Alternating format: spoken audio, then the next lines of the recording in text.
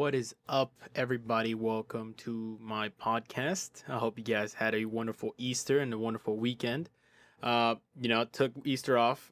Thank goodness, spend time with family because that's very important, especially to the mental health of everybody. And hope you guys had a wonderful Easter. But it is Monday, April 5th, and it's time to get back on the grind. And off the bat, I know this is a little bit late episode, but off the bat, we have breaking news. Or not really breaking news because you probably already heard about it, but we're talking about it. Sam Darnold is now a Carolina Panther. What? I could not believe my eyes. I could not believe my ears. And, it's going to be a strong case to get Sam Darnold the starting job for the Panthers, who still have Teddy Bridgewater, to be fair.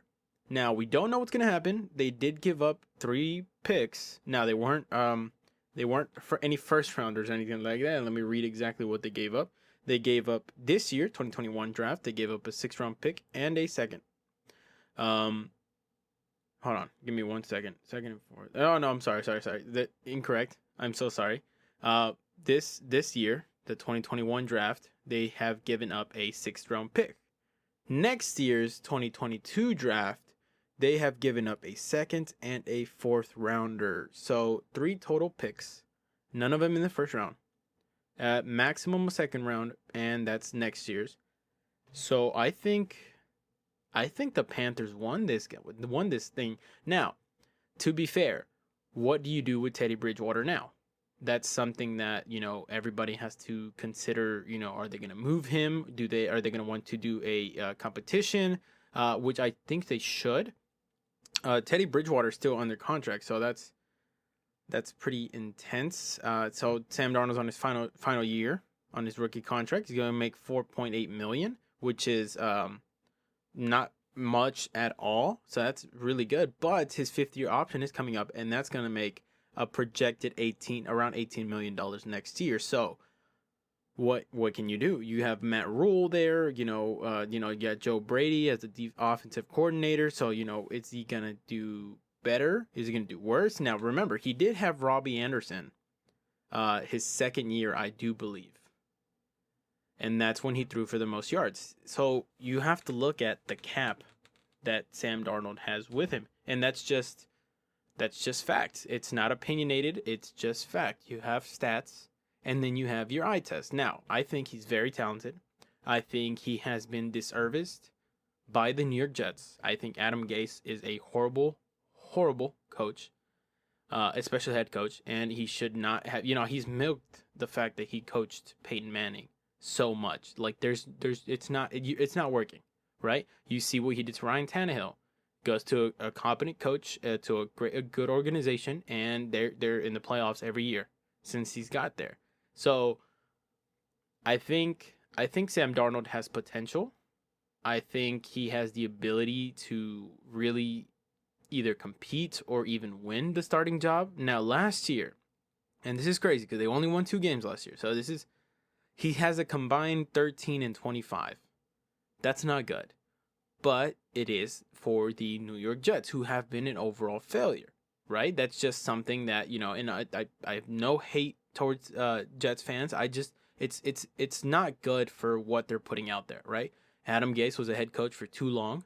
I think, they kept waiting, and I mean, they finally got done waiting, but I mean, it was too long. So they just have to look at it, what do they get out of that? What do they get out of, hurting the New York Jets fan base? Because that's what they've been doing for the past 3 years. So that's something interesting. Now, in the draft, who are they going to take? I think, according to every single analyst, it's going to be Zach Wilson. I don't know how good he's going to be. I mean, he is this year's Sam Darnold from like 3 years ago, if we're being 100% honest. And that's something that you have to look at because everybody was hyping up Sam Darnold whenever he came out as well. So, do you think he's going to be exponentially better? I don't know. He went to BYU. He goes to BYU. Went to now since he's about to get into the draft in about less than a month for sure. I'm not sure. I don't think the Jets planned this out correctly. I don't think they were willing to give up a former third overall pick. Uh I don't know. I don't think they did. I don't think they did the due diligence. I think if Josh Allen had gone to the Jets, he would not be the Josh Allen that we know today. I think if Baker Mayfield had gone to the Jets, I don't think they would have gone. Baker Mayfield would have been the Baker Mayfield that we know today. And even then, he still has questions. I mean, we all have questions about him. And you look, Josh Rosen, he went to the Cardinals and they took him out after, when they wanted Kyler Murray. And Kyler Murray, he's electric, but he hasn't performed to the hype that we were all promised. So that's something else that we have to keep an eye on.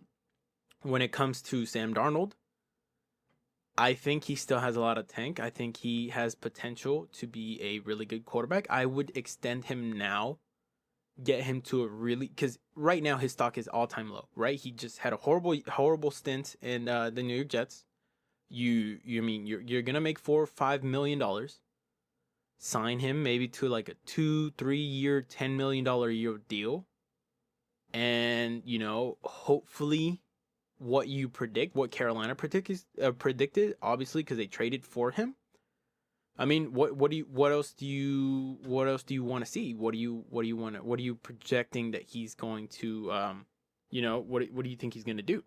So that's something that the Carolina Panthers have to look at themselves. Be like, okay, we gave up 3 picks, right? None of them too high. I think the second definitely the second round pick was a little bit too high. I think you could have gotten away without that one, but it is what it is. You have Carolina Panthers picking 8th this year. I don't think Kyle Sewell's gonna be there. No, I'm sorry. Sewell, the tackle. I don't think he's gonna be there. I think he might go to the Cincinnati Bengals, because if you look at the order, we get Jacksonville number 1, Trevor Lawrence. Right? Regardless of what you think or what you may think or what you want to project, he's going to go number 1, most likely. You have the New York Jets. They just traded Sam Darnold. They don't have that weapon where, oh my God, are they going to take Sam Darnold, or they're going to take, Sewell or Pitts to, reinforce Sam Darnold? That's out of the question. They have no quarterback right now. So they're definitely going to take a quarterback, probably Zach Wilson. You get the 49ers, who gave up 2-3 first round picks to move up. There's no way you can take a non-quarterback. That's not something that you move up in the draft and you give up so much capital for. It's impossible. You got the Atlanta Falcons. But going back to number 3, so like, who are they going to pick? And I'll go through a whole draft, my draft picks later. But you got the Atlanta Falcons, right? Who are they going to pick? I think they should take Pitts. I think he's a phenomenal tight end who has exponential potential. Could I be wrong? Could they try to take a quarterback instead of trying to move on from Matt Ryan? I think Matt Ryan is overrated at this point, and I think we've all started to see his decline. Now, can he go back up? I don't know, but what do the Atlanta Falcons believe? I think they take either Sewell or Pitts, but I would not be surprised if they take a quarterback. Now, number 5, Cincinnati Bengals. I am absolutely sure they're banking on getting Sewell. They need to get offensive linemen to protect Joe Burrow. I think in the few games that he played last year, he showed tremendous potential, and you just have to bolster in that offensive line that isn't good, and it wasn't good last year. And if you don't get Sewell or Pitts or anybody who can help up front, it's not going to work out. And I think if you can put pressure, and we saw this with Patrick Mahomes in the Super Bowl, if you can get pressure on the quarterback, don't expect much. So we got the Cincinnati Bengals. I think they try to take Sewell. Hopefully they take an offensive lineman or at least a really good weapon, because they lost AJ Green, even though he has been injury prone for the last few years. So that's something that is it really a loss? They lost John Ross, who they gave a first round pick for, right? Because remember, John Ross was I believe number 12, and they just lost him to the Giants. So it's just you have a bad record in the draft. Try to do the safe thing, go the Dallas route, bolstering up that offensive line. They signed a few guys. It's just they have to go offensive line, especially when you have Joe Burrow there. You guys have number 6, you got Miami Dolphins. Who do they take? I think they're either going to go wide receiver, or if by any smear chance that Kyle Pitts is there, I think it's his name, Kyle Pitts. And I'm so sorry if I've been mispronouncing or just getting it plain wrong. I think Miami takes they have to take it. They stuck by Tua, right? They gave up the number 3 spot, courtesy of the Houston Texans. They gave that up. They got 2 first-round picks, two to 3, and they gave one up back to Philadelphia to get back up to number 6. So you're out of the premier quarterback positions. But what do you do now? You have number 7, Detroit Lions. What do they do? I mean, you gave up Matthew Stafford. Not gave up. You traded Matthew Stafford. You got good first-round picks and everything. But what's your end goal here? Are you thinking? Are you sold on Jared Goff? Are you not? And number 8, Carolina Panthers. You just traded for Sam Darnold. You have Teddy Bridgewater under contract. What are you gonna do? That's something interesting. I think Carolina won overall. I think they could have gotten away without adding the 2nd round pick, but I mean it's there, it's done. Big deal. It's the 2nd round pick. You can get lucky to get a good quarterback. I mean a good player in the 2nd round pick. You guys have weapons, Robbie Anderson. Now you did lose a wide receiver to the Washington football team. That's a bummer, but I mean it happens. It's free agency. So I'm excited to see what happens. I don't think they start Darnold immediately, just to not disrespect. But they did trade for Sam Darnold, even though Teddy Bridgewater is making more money this year, right? So money talks, and it's something that you have to look at, So it's definitely interesting to see. I wonder what they do with Darnold. I think he's going to get a first chance because I mean obviously they just signed him to a deal. So it's just interesting to see. I hope Sam Darnold really is able to capture the magic that we've seen in glimpses at the New York Jets. So it's just interesting to see what's going to happen. I would have liked to see Panthers be a little bit more aggressive in free agency, just to bolster, because you're going to try to get a quarterback. They were in the market for Deshaun Watson before the whole situation came out from him, right? So that's something that you have to look at.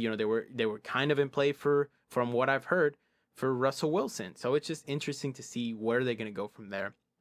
They were looking to move on from Teddy Bridgewater. They got a unproven prospect out of the New York Jets. What do they do now? Right? They did all right with Teddy Bridgewater, but what's their end goal? What is their end goal? Right? You have the owner who's pouring cash and trying to win. What you need results, and especially from Matt Rule, who signed a huge contract with the Panthers. Is he going to be on the hot seat next year? What's his end goal? What is he telling the owner? Taper. It's just something that you have to look at in all aspects. So it's just interesting to see. I'm excited to see Sam Darnold, but I'm genuinely curious to see what goes on from there. So it's just interesting to see. I hope we get to see the true potential of Sam Darnold in order to make a fair assessment.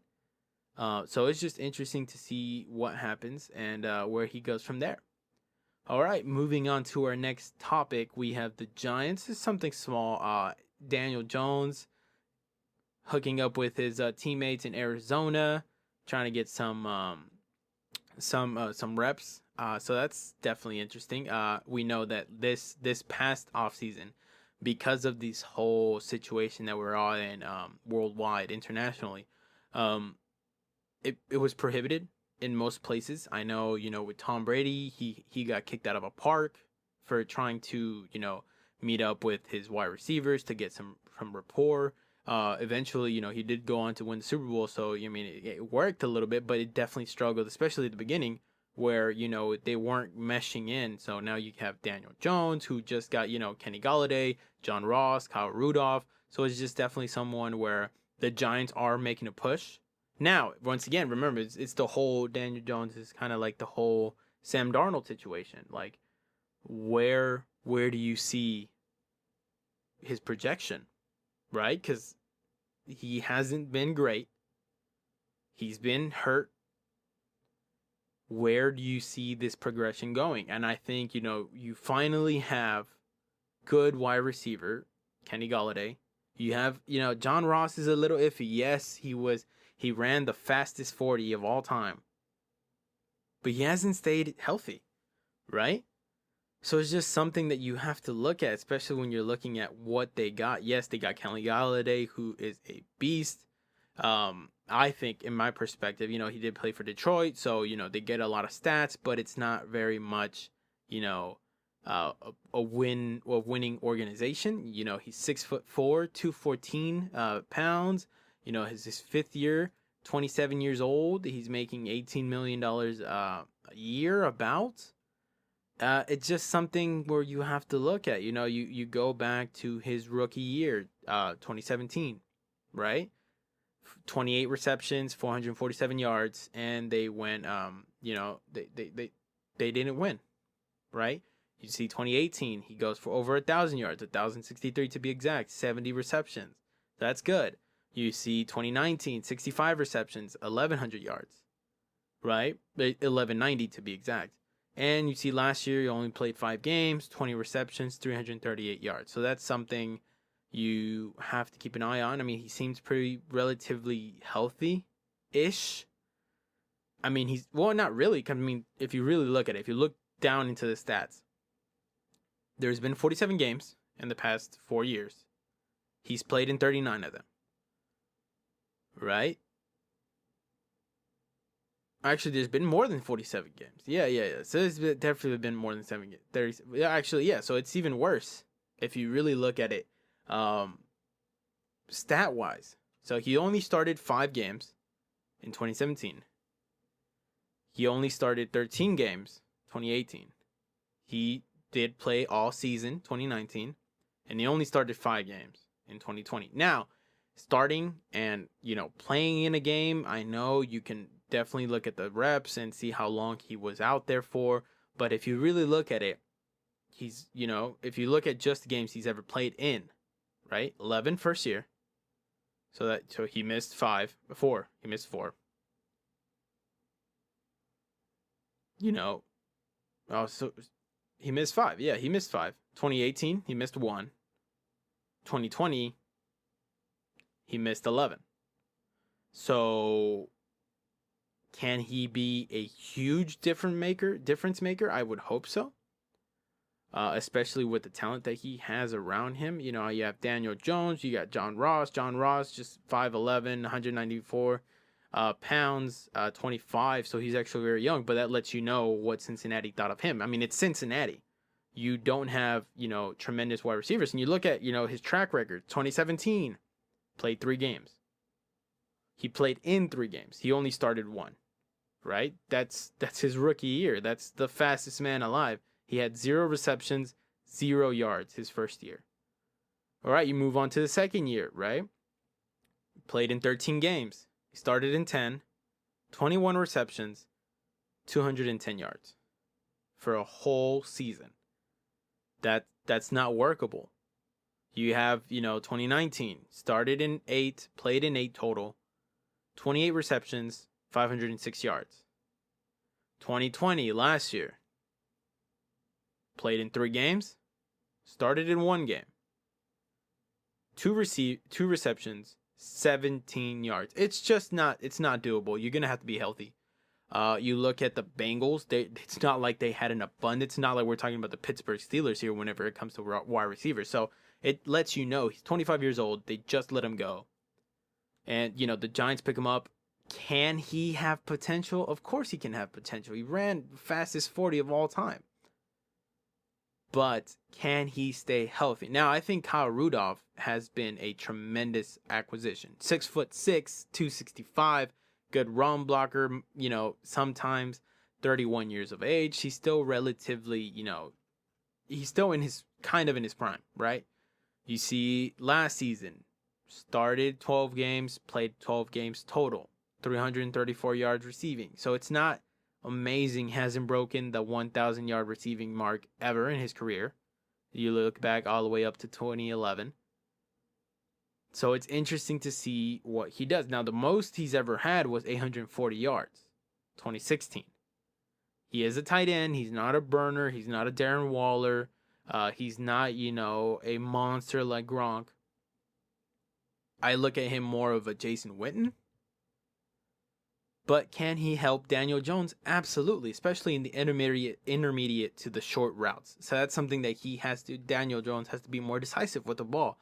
And that's something that I think Kyle Rudolph will definitely be a security blanket for Daniel Jones. And I think that would definitely help him progress into the next step and hopefully help the Giants realize, do we have our quarterback or do we not? Dave Gettleman, the general manager of the Giants, it's interesting. You guys, you have Saquon Barkley, who hasn't affordably stayed healthy in the past as well.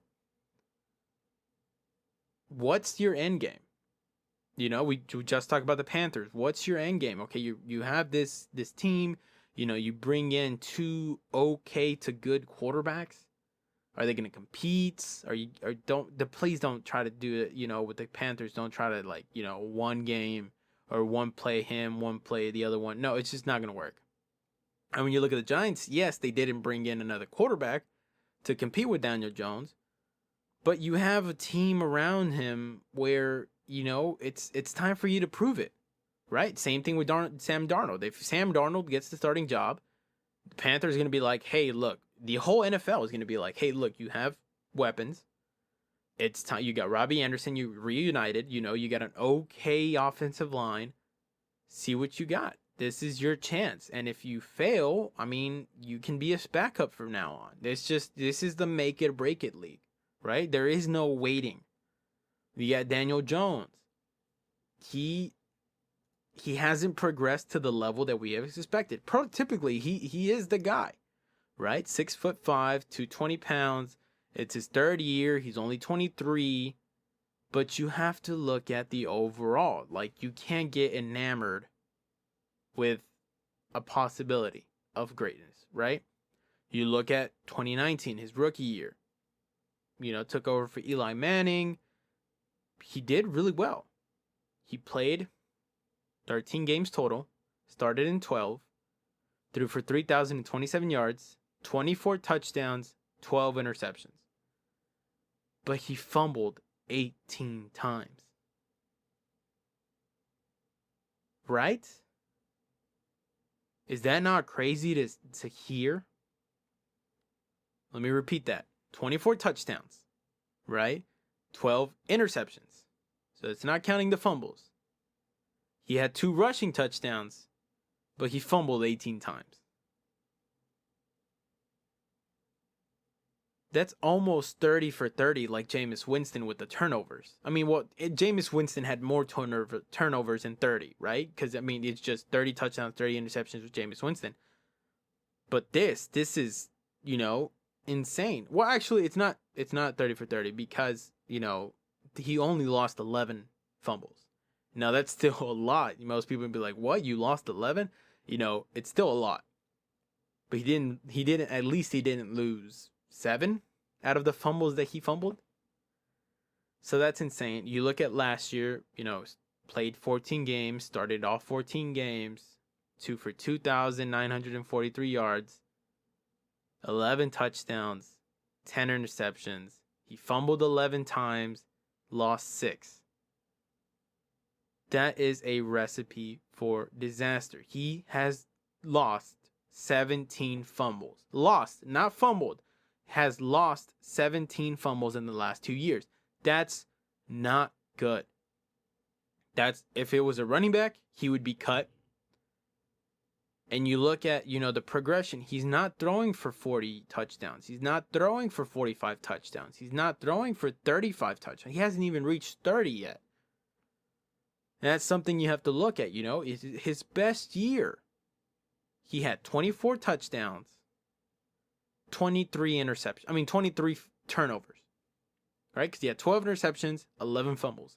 Add that up, 23 turnovers out of 24 touchdowns. So that's, you give 24 touchdowns, you take away 23 turnovers. So that's not good. You look at last year, right? He threw for 11 touchdowns, lost 6 fumbles, and threw 10 interceptions. So that's, and of course, you guys, have every right. If you're a Giants fan, I'm not trying to pile on him. So we have to give him his rushing touchdowns as well. He threw for 11 touchdowns, ran for 1 touchdown. So that's 12 touchdowns total, 10 interceptions, 6 fumbles lost. That's 12 touchdowns to 16 turnovers. You look at last year. The year before last year, 24 touchdowns throwing, 2 running. So that's, 26. 26 touchdowns total, 23 turnovers. That's not okay. It's not acceptable. It can't continue like this, right? And that's something that the Giants have to do. You gave him Kenny Golladay. You got him John Ross, who still, and like I said, I'm iffy about John Ross, at least iffy. I think Kenny Golladay is a big addition. You still have Saquon Barkley, who's coming off an ACL. You have Evan Ingram. Where are you headed?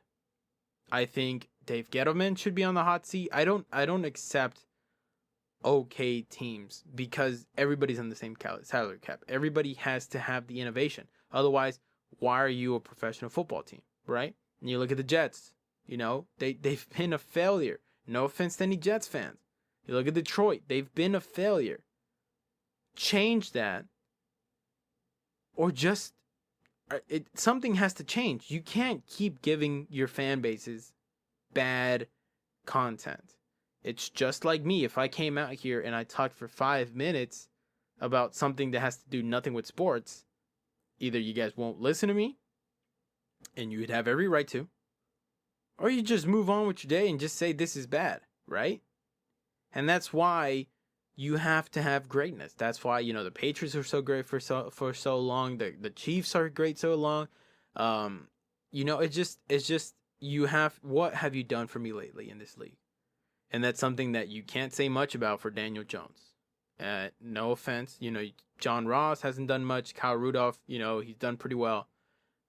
He did have, okay quarterback play at least. So that's something you have to factor in as well. Kenny Golladay had Matthew Stafford, B stats, horrible success. You have to look at that overall. John Ross, yes, I get it. You played for the Cincinnati Bengals, but you just stayed unhealthy. If you had played healthy and had bad stats, I would say, okay, maybe it was the quarterback. Maybe it was this. Maybe it was that. But you just weren't healthy. So it's nothing personal to any of these players, nothing personal to any of these teams. I want to see greatness. I am a big fan of greatness. And we have to continue to thrive for greatness. Otherwise, we're just running in place. And this is the NFL. There is no running in place in this league. It's a make it break it league. And I think these franchises have to step up their game. Right? And that's just fact. Trade for Deshaun Watson, even though his whole thing is gonna, and I disagree completely that I think he should be out of the league, right? Maybe that's a little bit of an over exaggeration. Everybody's entitled to their opinion, but I think this NFL is gonna give him another chance. Why not trade for him, right? So it's just something that you have to look at.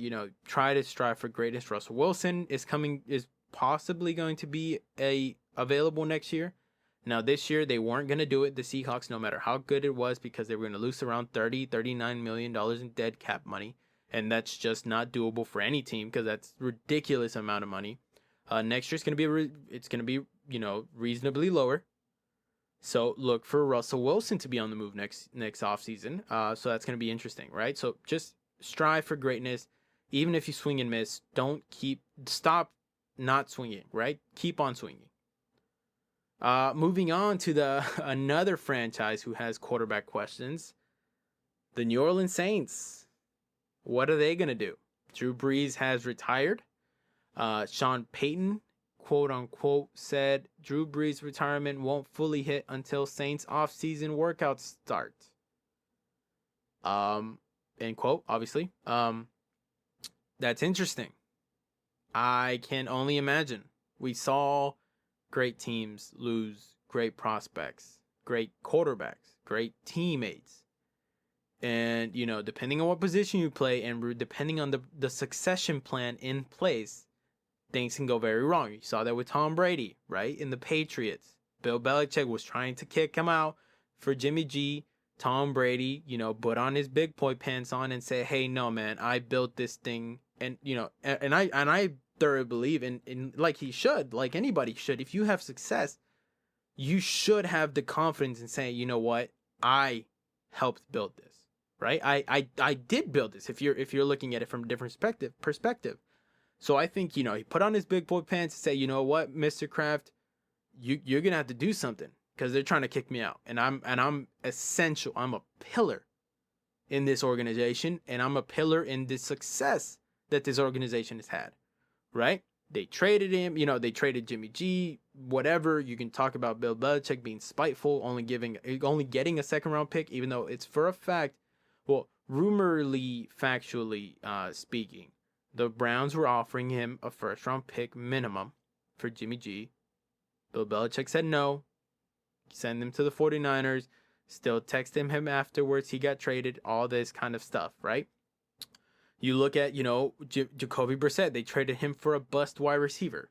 That was Bill Belichick. He's a GM. So he was so frustrated that Tom Brady won that small little battle. They forgot about the war and didn't realize, oh, shoot, in like a year or two, whenever I finally get rid of Tom Brady, I need a quarterback.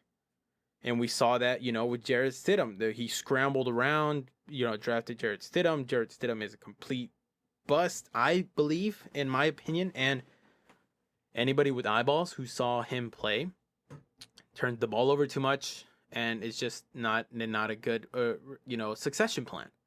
Right? But Tom Brady leaves, gets kicked out of the Patriots, goes to Tampa, wins the Super Bowl.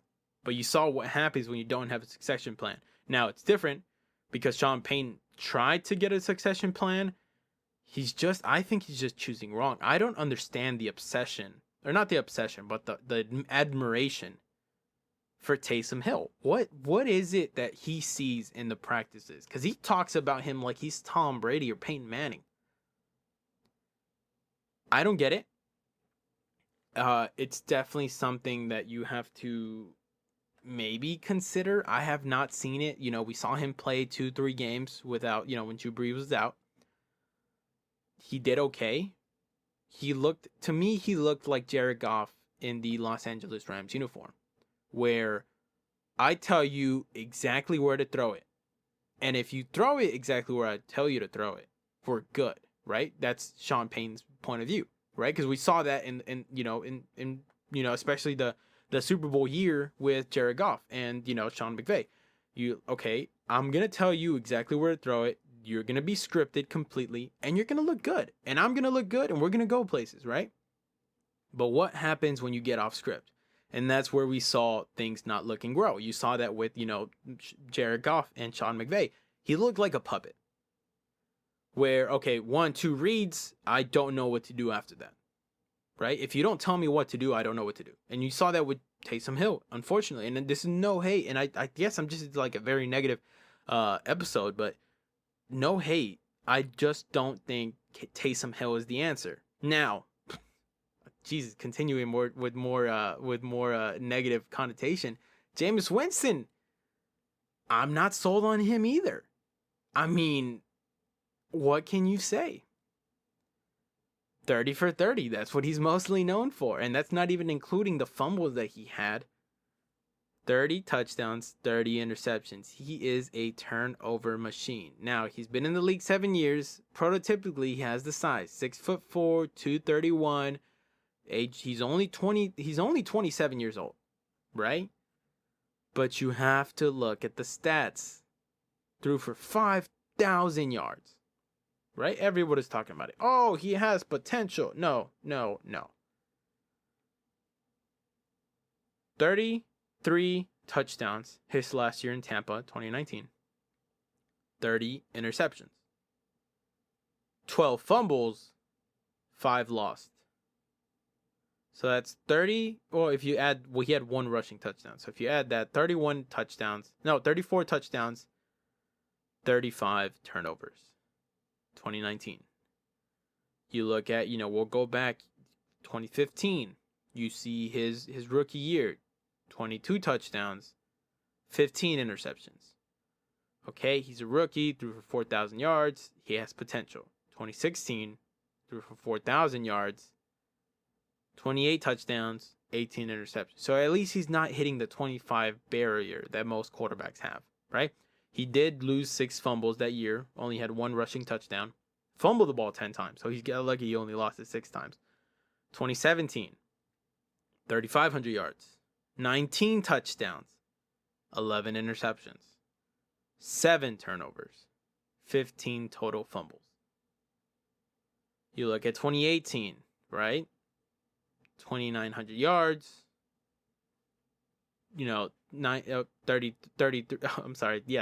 interceptions. No, that was 2018. So 19 touchdowns, 14 interceptions. It's just, I don't see the hype that I see on all these talk shows, and I get the same thing with Cam. I don't think they're the answer. Now, who can be the answer? Can they be the answer? Absolutely. Especially when you have somebody as accomplished as Sean Payton. But then again, you have to look at Bill Belichick without Tom Brady. And same thing vice versa. You have to look at Tom Brady without Bill Belichick. And you have to look for all these quarterbacks, all these coaches. Aaron Rodgers. Was it Mike McCarthy? Was it Aaron Rodgers? Well, we just saw Aaron Rodgers win an MVP, and we saw Mike McCarthy lie on his interview saying that, oh, yeah, I studied. Looked like he was interviewing for a McDonald's job. You can't lie and then admit publicly afterwards. It's just ridiculous what's going down in Dallas.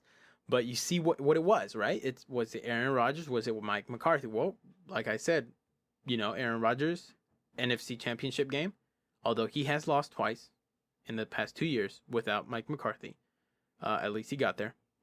Even though he did lose with Mike McCarthy as well. So that you have to look at that, But what did Mike McCarthy do?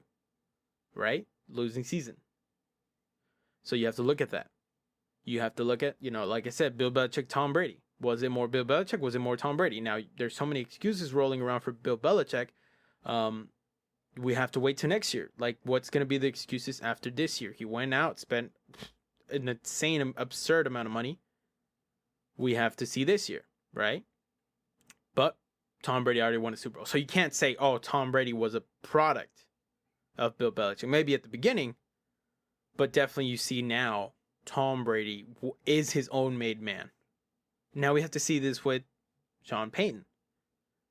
Can Sean Payton prove that he wasn't just a Drew Brees product?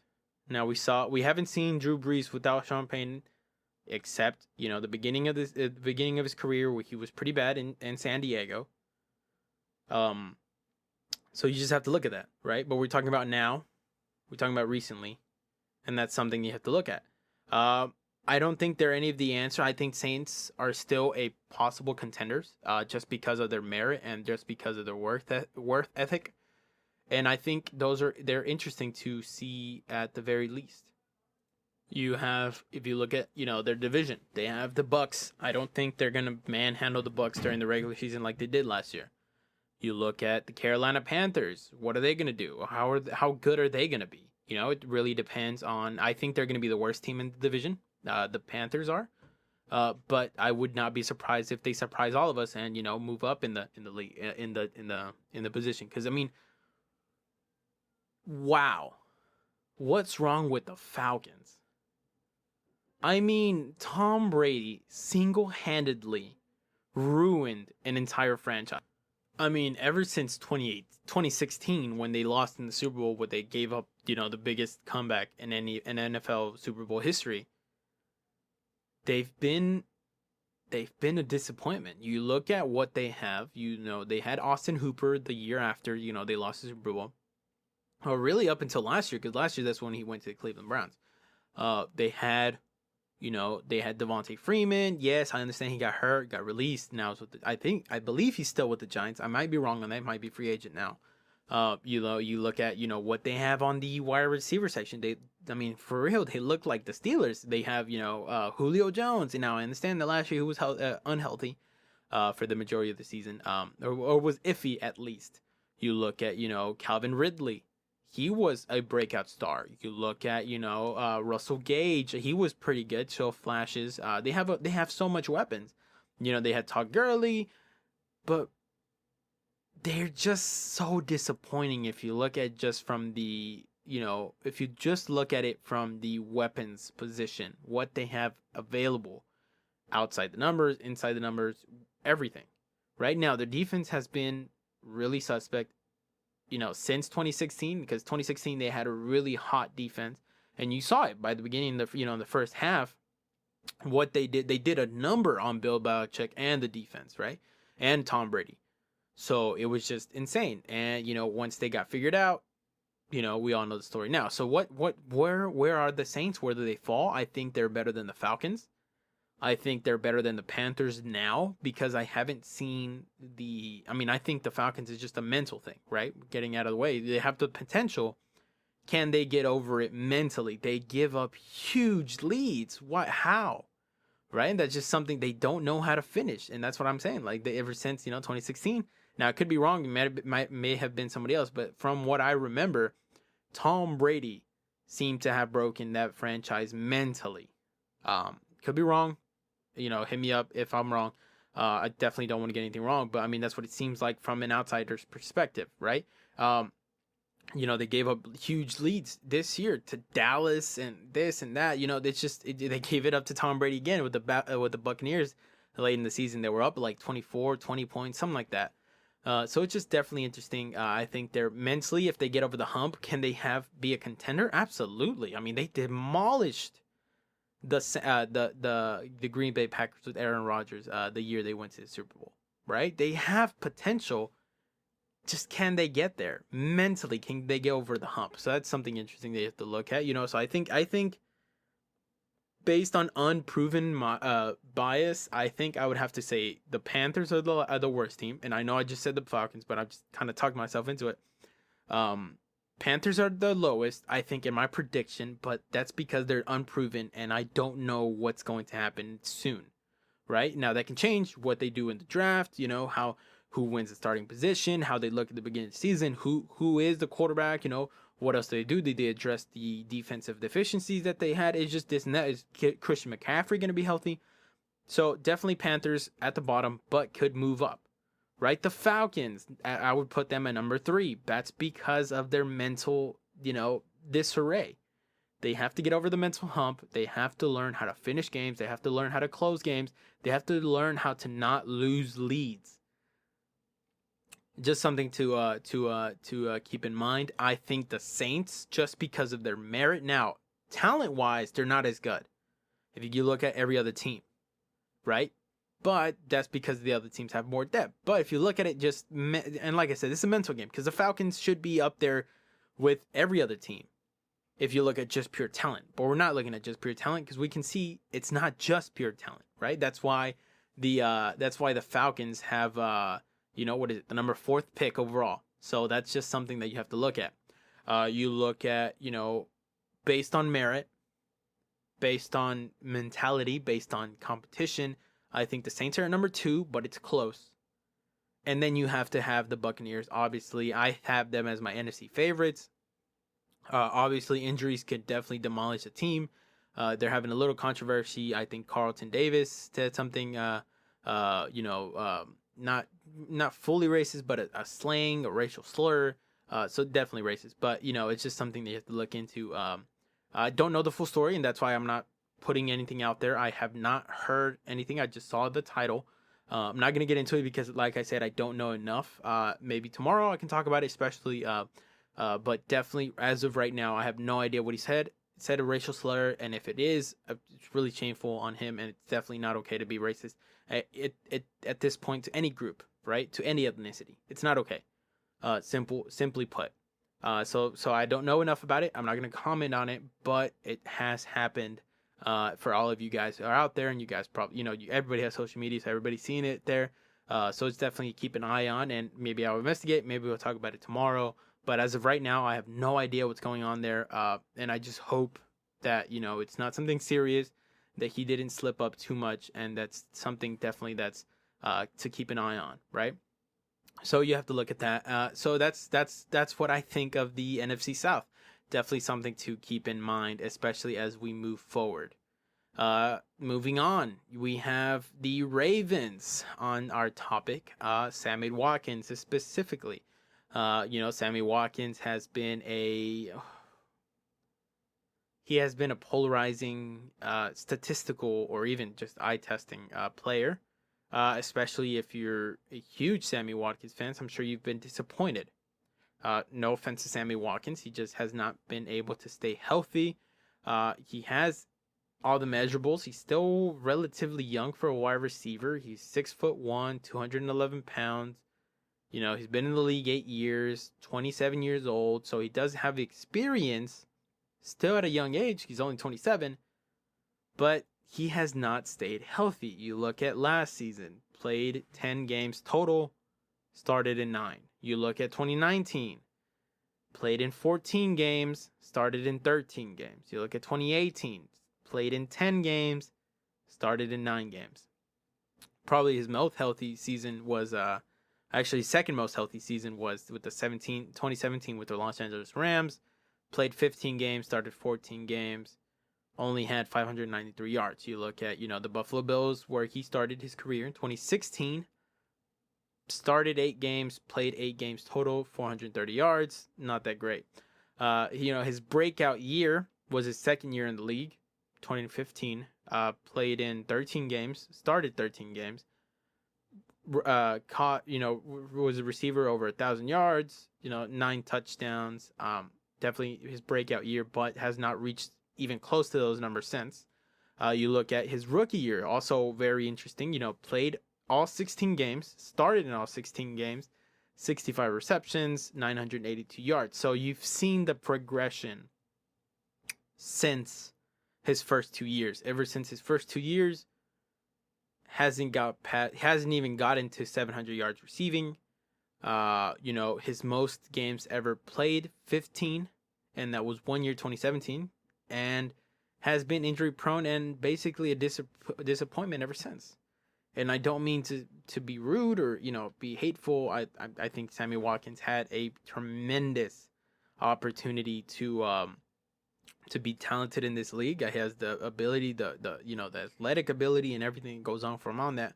But if you look at it from the Bills, they let him go because he wasn't able to stay healthy, and it seems to be in the Bills' defense the best decision because he goes to the Rams 1 year, plays all right for them, only has around 600 yards, especially if you stay healthy for 14 yards, and we saw what he did if he stays healthy, over 1,000 yards or at least close to with 900 in his rookie season.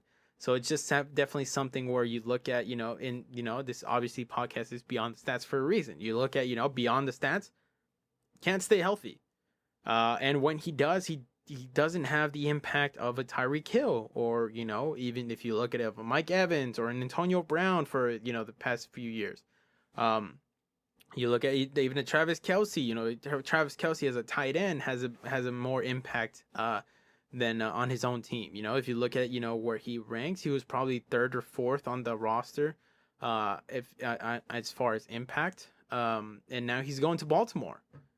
Now Baltimore is an interesting topic. They have not been able to get over the hump. I think Lamar Jackson has more in common with James Harden, and I don't mean that to be hateful.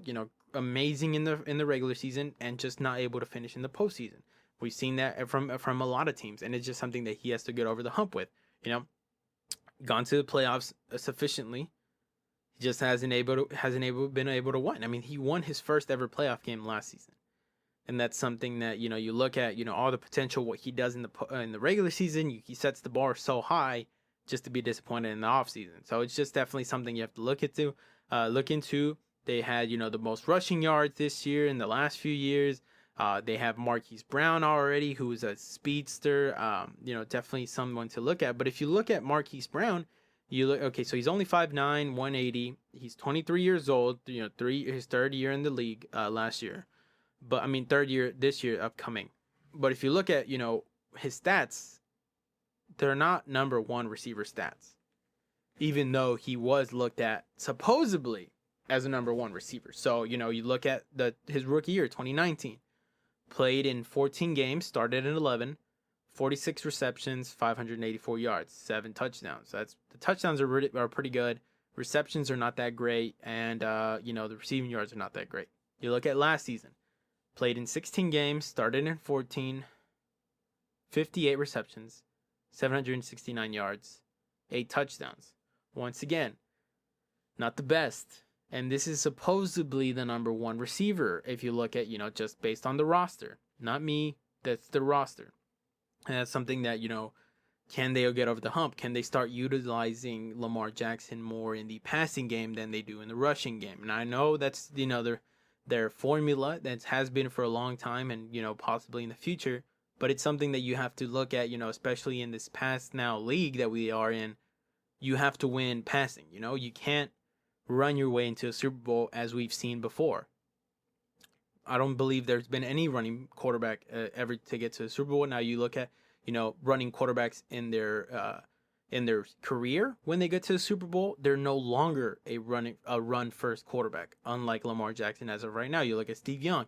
He started off as a run first quarterback, transitioned to a pocket passer, starts winning Super Bowls. You look at, you don't have to look too far. You have Patrick Mahomes, who is a pass first quarterback who can run, who is athletic, but is always pass first, right? In the pass first offense. You look at Tom Brady. He's not going to go anywhere. He's a statue.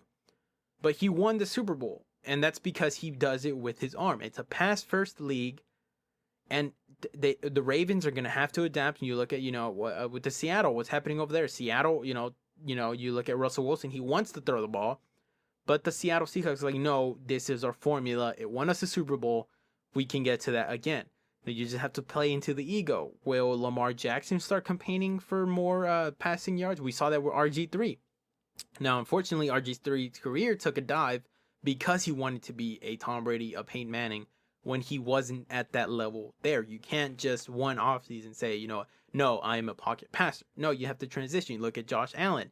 He was a run-first quarterback his rookie year, but he has progressed into, his accuracy has improved, his throwing mechanics, his everything about him as a pocket passer has improved. Now, he reminds me of Mahomes, where he can get out. He is athletic enough to get out and get out of harm's way, but he's always pass first, especially in Buffalo.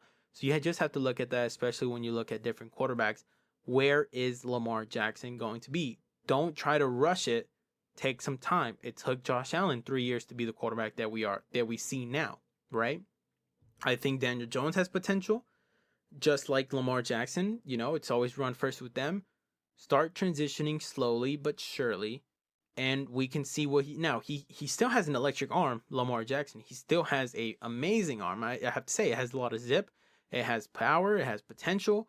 Just, it's always a mind game. And especially, we saw with Patrick Mahomes, where he's like, oh yeah, I'm finally starting to read defenses.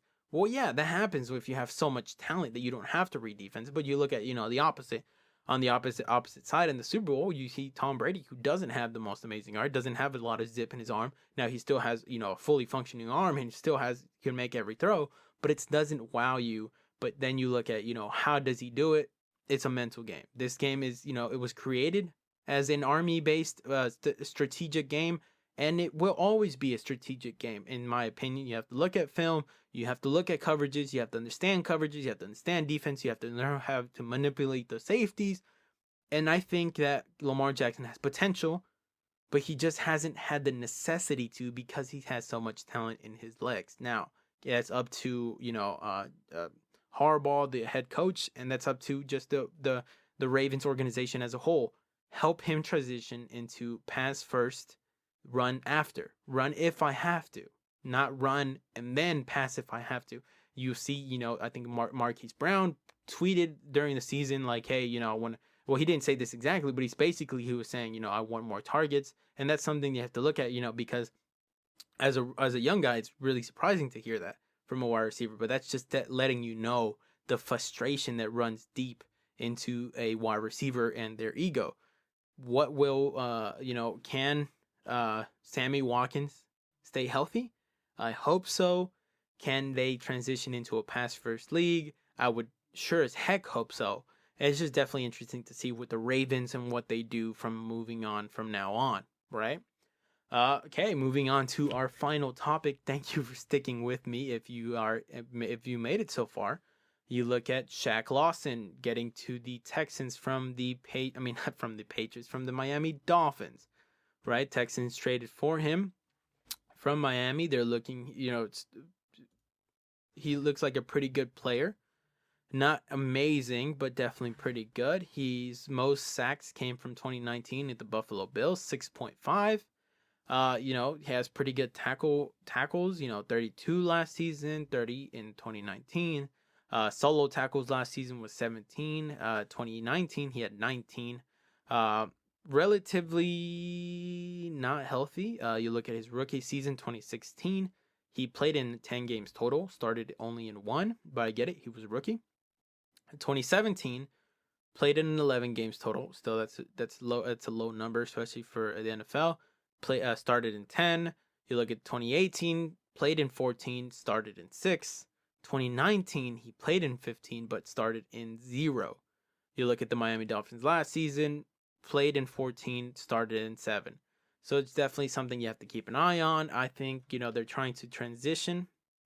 They're trying to transition their defense to a 4-3. I think he's definitely going to help the Texans. I think the Texans are a bad organization right now and possibly in the near future. I think they have a lot of rebuilding to do, especially if they do end up losing, which is probably inevitable, and their quarterback, Deshaun Watson. So it's just something that you have to look at where they are. They're trying to, change up their defense. They lost J.J. Watt. So it's interesting definitely to see what they do, where they move on from now. I think they have. I don't think they're going to be good in the years to come. I hope I'm wrong. I genuinely hope I'm wrong, but it's just something that you have to see to believe, and I think it's something that we haven't seen so far. I think they've mishandled everything. I don't know why they keep trying to hire New England people. Like, they're not getting Bill Belichick. They're not getting Tom Brady. Stop trying to get the next closest thing, because it hasn't worked so far. Excuse me.